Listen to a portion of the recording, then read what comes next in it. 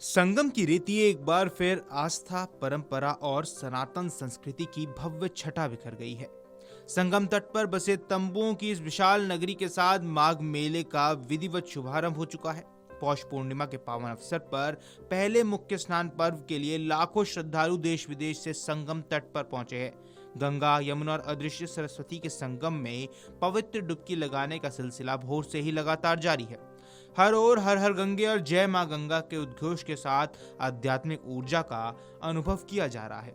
करीब 44 दिनों तक चलने वाले इस ऐतिहासिक माघ मेले के लिए संगम के घाट पूरी तरह से तैयार कर लिए गए हैं।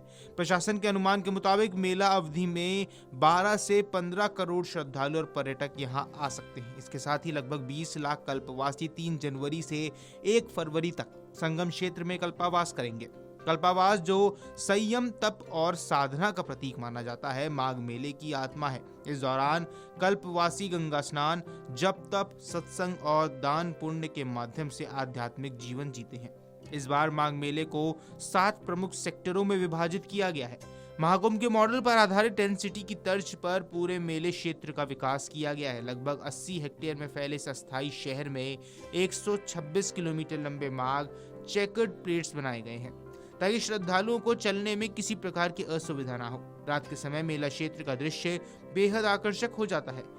नावों पर लगी एलईडी लाइट से सजी रंगीन छतरियां, संगम के जल में 7 रंगों की रोशनी से सुसज्जित फव्वारे और घाटों पर बनाए गए कलर कोडेड चेंजिंग रूम पूरे क्षेत्र को एक आध्यात्मिक सांस्कृतिक उत्सव में बदल रहे हैं। पौष पूर्णिमा के साथ ही कल्पवासियों का व्रत और साधना काल आरंभ हो गया है।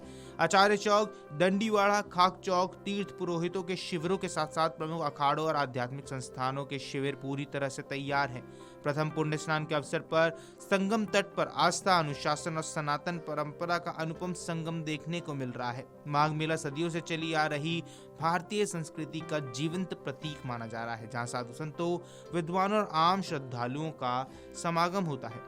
श्रद्धालुओं की सुविधा को ध्यान में रखते हुए मेला क्षेत्र से लेकर शहर तक अलग अलग रंगों के सांकेतिक बोर्ड लगाए गए हैं, जिससे लोगों को अपने सेक्टर और घाट तक पहुंचने में आसानी हो।